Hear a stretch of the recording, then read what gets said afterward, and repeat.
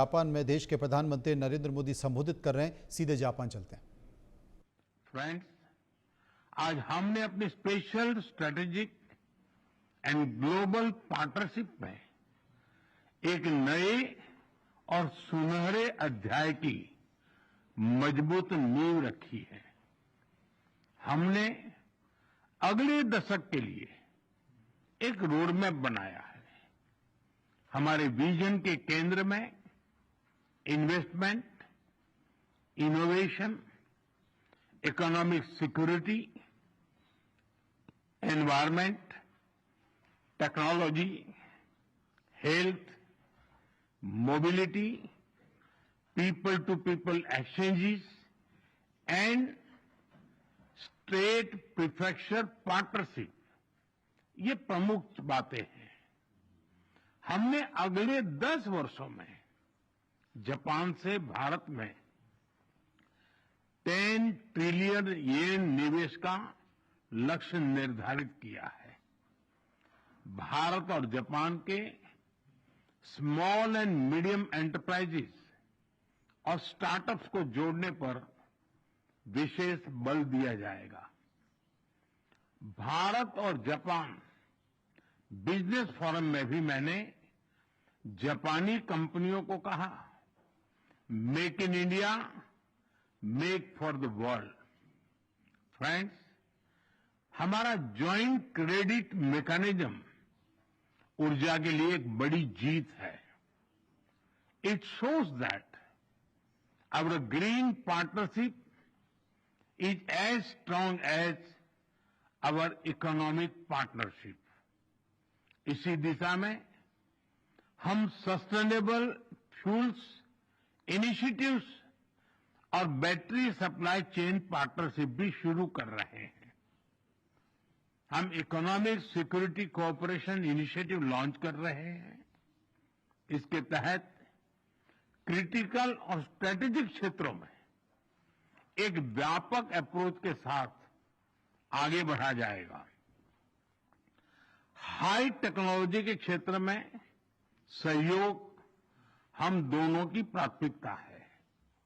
इस संदर्भ में डिजिटल पार्टनरशिप 2.0 और एआई कोऑपरेशन इनिशिएटिव लिया जा रहा है।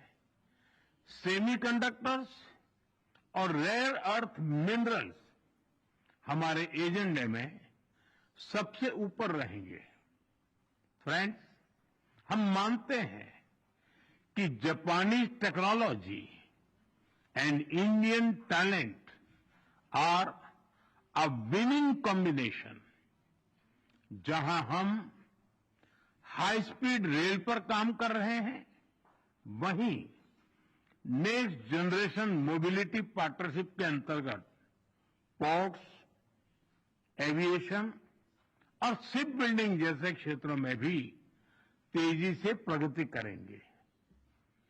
चंद्रयान 5 मिशन में सहयोग के लिए इसरो और जाक्सा में बनी सहमति का हम स्वागत करते हैं। हमारी सक्रिय भागीदारी पृथ्वी की सीमाओं को पार कर अंतरिक्ष में भी मानवता की प्रगति का प्रतीक बनेगी।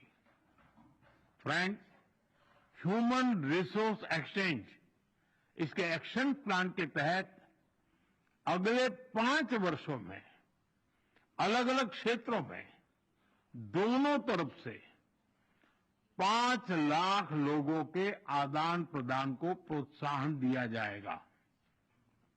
इसमें 50,000 स्किल्ड भारतीय जापान के अर्थव्यवस्था में सक्रिय योगदान देंगे।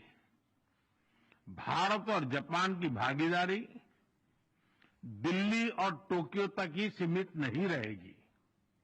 अब भारतीय स्टेट्स और जापानी प्रीफेक्चर्स, इसके बीच संस्थागत सहयोग के माध्यम से जुड़ाव और गहरा होगा।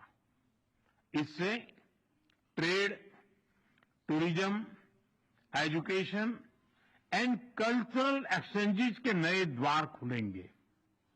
फ्रेंड्स, भारत और जापान एक free, open, peaceful, prosperous and rules based Indo Pacific के प्रति पूरी तरह से प्रतिबद्ध है। आतंकवाद और साइबर सिक्योरिटी को लेकर हमारी चिंताएं समान है। डिफेंस और मैरीटाइम सिक्योरिटी से हमारे साझे हित जुड़े हुए हैं। हमने निर्णय किया है कि डिफेंस इंडस्ट्री और इनोवेशन के क्षेत्र में आपसी सहयोग को और सशक्त किया जाएगा।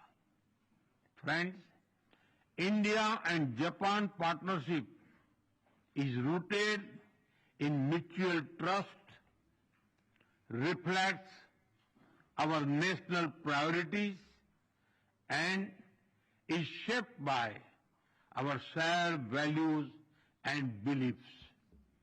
Together, we carry a common dream of peace, progress, and prosperity of our peoples and for the world. Excellency, आपकी मित्रता के लिए मैं पुनः हार्दिक आभार व्यक्त करता हूं और अगली एनुअल समिट के लिए आपको भारत यात्रा का सादर आमंत्रण देता हूं। अरिगातो गोजाइमासु। धन्यवाद। ユリ氏の言った通りありがとうございました。This ends the Japan-India joint press announcements. तो आपको बता दें कि देश के प्रधानमंत्री नरेंद्र मोदी इस वक्त जापान में हैं और जापान में वो संबोधित कर रहे थे लोगों को। वो ये बताने की कोशिश कर रहे थे कि किस तरीके से भारत जापान के साथ अपने संबंधों को महत्वपूर्ण स्थान देता है और भारत किस तरीके से एक बेहतर अर्थव्यवस्था बन रहा है। पिछले 11 सालों में भारत में कई बड़े बदलाव हुए हैं और इन बदलावों के ज़रिए भारत ने अंतर्राष्ट्रीय मंचों पर अपनी एक उपस्थिति दर्ज की है। देश के प्रधानमंत्री नरेंद्र मोदी ने अपने संबोधन में कहा है कि बहुत सारी चीज़ों में अगर देखा जाए तो थोड़ी बहुत परेशानी आती है, लेकिन वो परेशानी बताती है कि हम कितने मजबूत हुए हैं, कितनी मजबूती के तौर पर उभर कर आए।